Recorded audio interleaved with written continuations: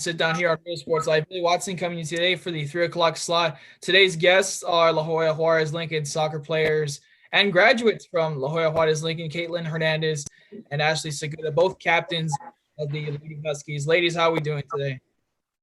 I'm doing fine. Good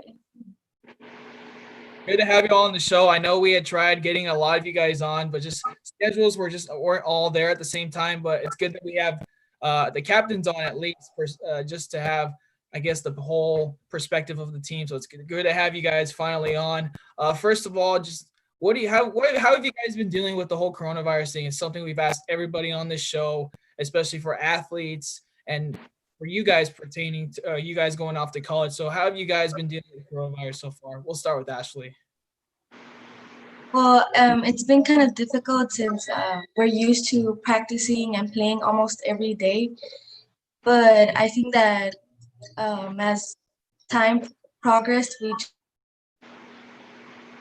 kept adjusting to practicing in our own home, running around our neighborhood, or just going to a park by ourselves and following like COVID-19 regulations. And you, Caitlin? It's been really hard trying to find, like a track to run on and stuff. But I've been practicing at home. I've been kicking the ball. I've been running a lot. And I mean, I'm barely getting used to it. I think most of us aren't used to it yet. Yeah, and that's the tough part, was just getting into a rhythm. I know for me, I started off running for a week and then I kind of gave up. But I'm not an athlete anymore, so that's kind of behind me. For you guys, it probably was a lot easier. More towards your soccer season, because y'all played soccer. Where were you guys at when the whole Corona thing struck? It was March 13th, and we were covering softball.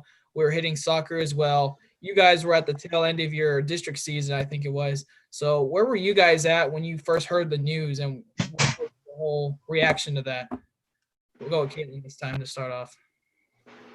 Well, it was before the week of spring break, and COVID just had stopped all of our games, and we were already heading into playoffs, and unfortunately COVID also had to stop it, so we didn't get to finish the rest of our season, and that really caught us off guard.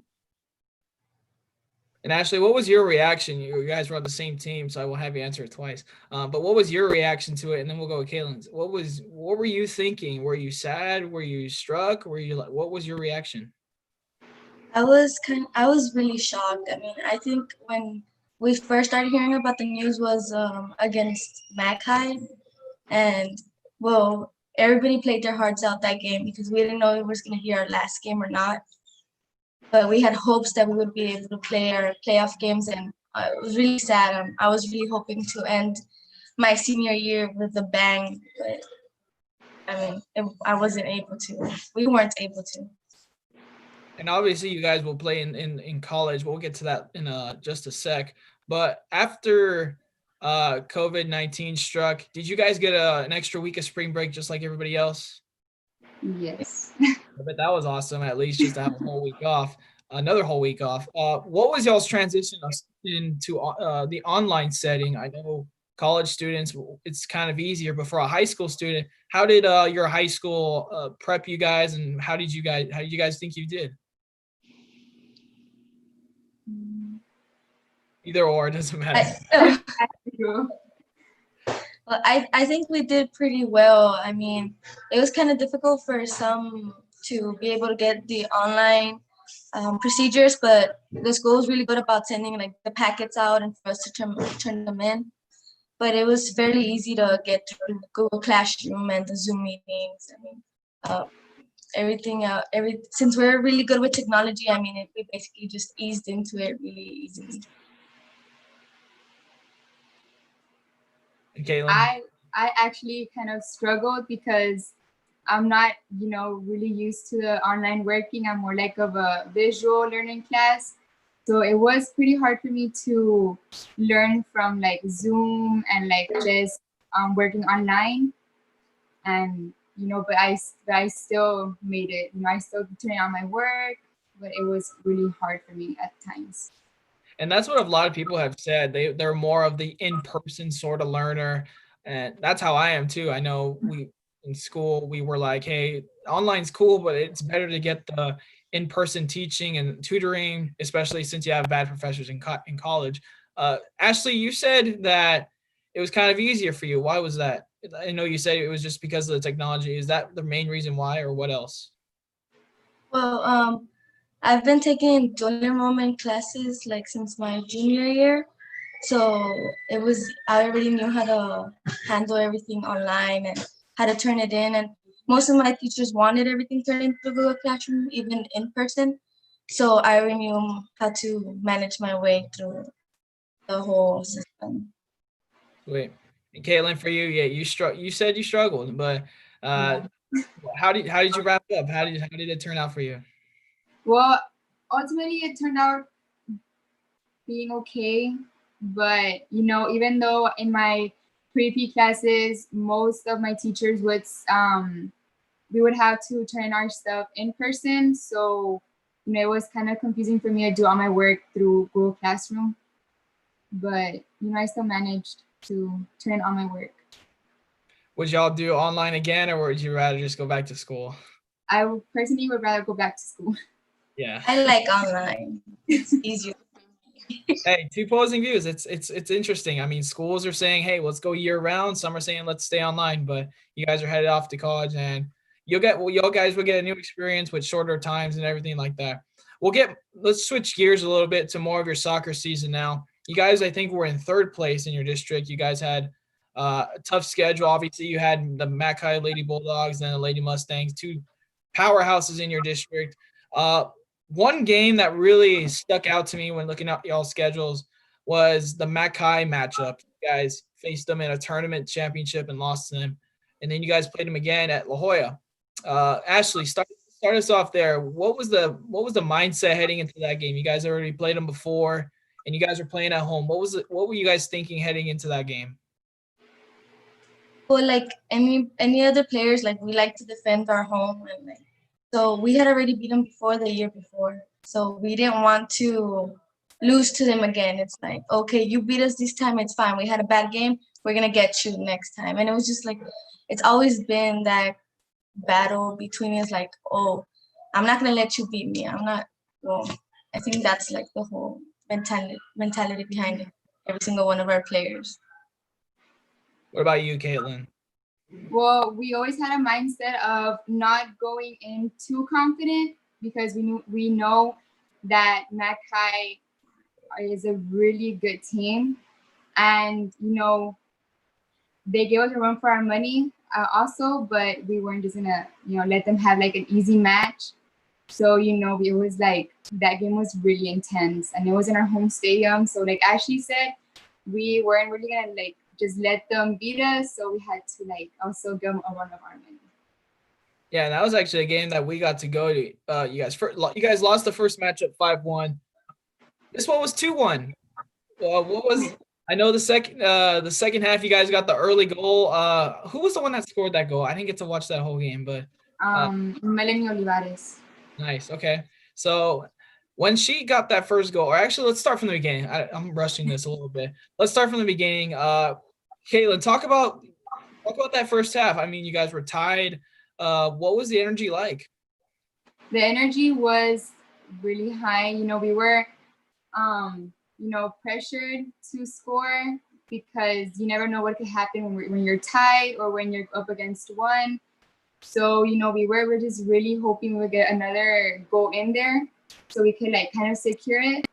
And, Melanie came in and scored that second goal for us in the second half. And, we just knew that not to lose our tempo after that and make sure, that our defense was strong and our offense was strong. And for you, Ashley, the halftime locker room must have been a lot more ecstatic about y'all's performance, tied at half compared to the championship game. What was the mentality heading into that second half? This is prior to that second goal. What were you guys thinking? Were you guys pumped? What was the feeling in that locker room?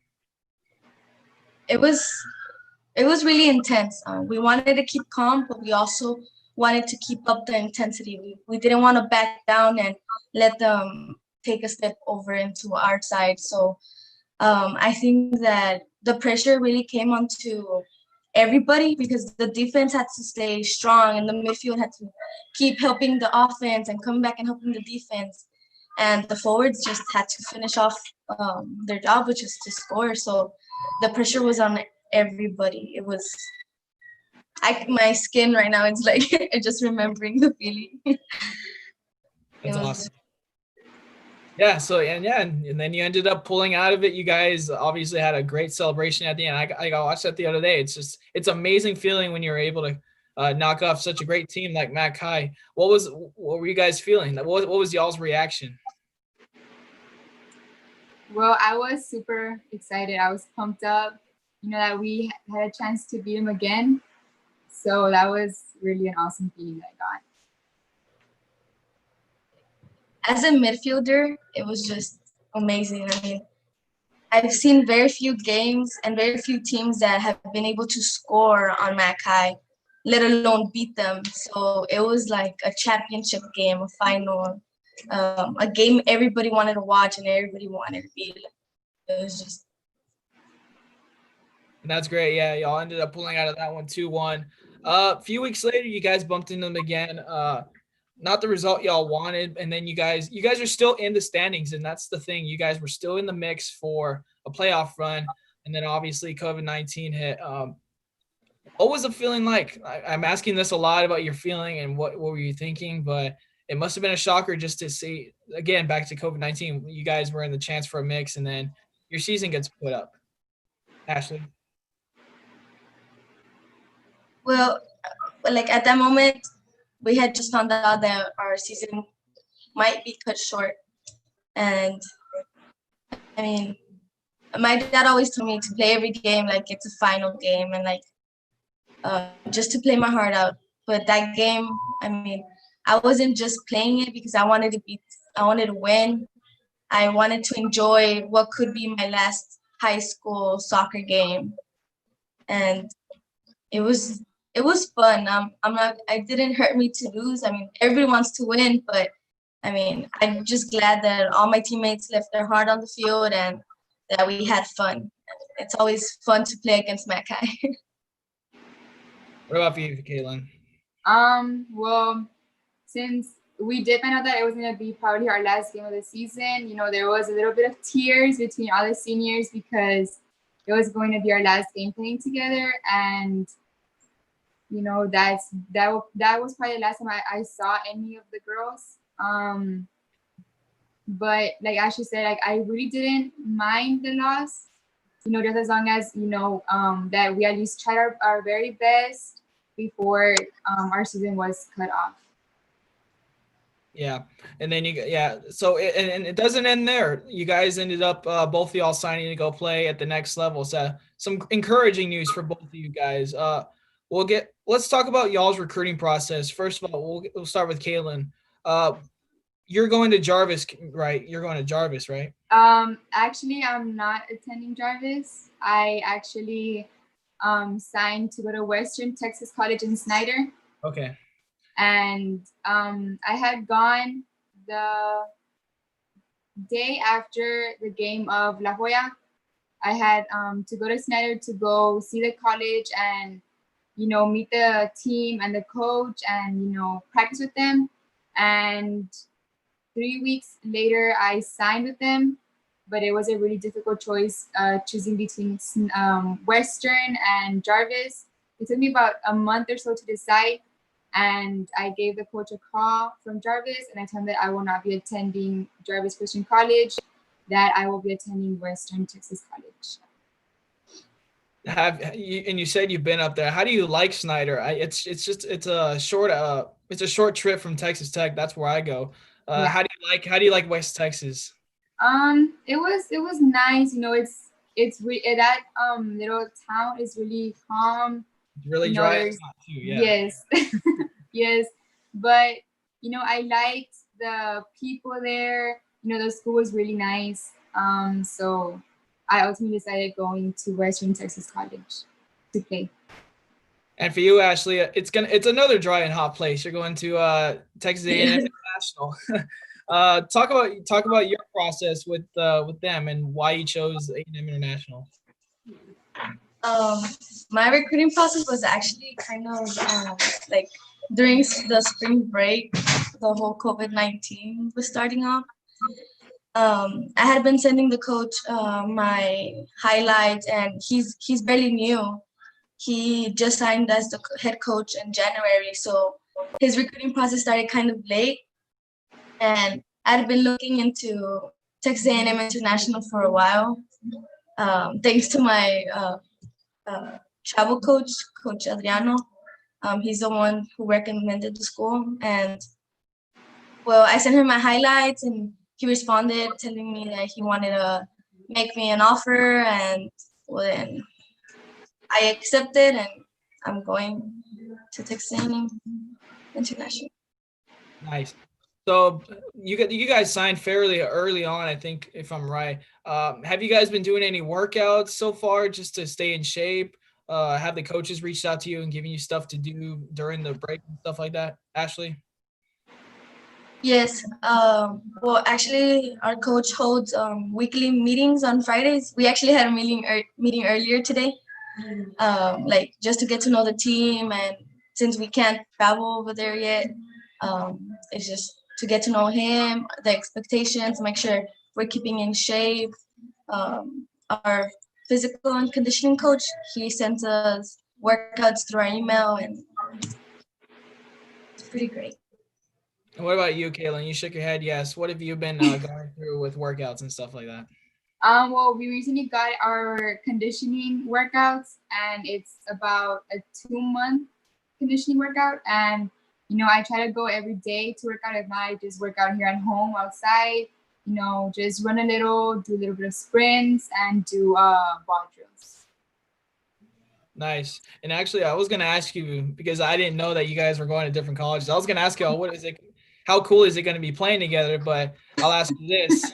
How cool is it knowing that y'all are going to be playing at the next level? You guys were teammates and on a rather really good team.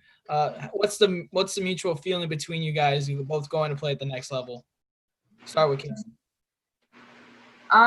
Well, playing at the next level is going to be pretty hard, but I'm just really excited that I get a chance to play for another 2 years, and I'll just make the best of it as much as I can. You, Ashley? I've always had a realistic mindset, and I never really knew if I would be playing at the next level. I mean, it was a goal of mine, but not a lot of people would get recruited from my high school throughout the years. So I was being realistic. But when it happened, I was really happy. I mean, my parents were really happy, and it's just a dream come true to keep playing. It's something that I never could have imagined. What are some of y'all's favorite memories to look back on? It's kind of a hard on-the-spot question, but what can you say was kind of like your favorite memory? Ashley's already trying to look back.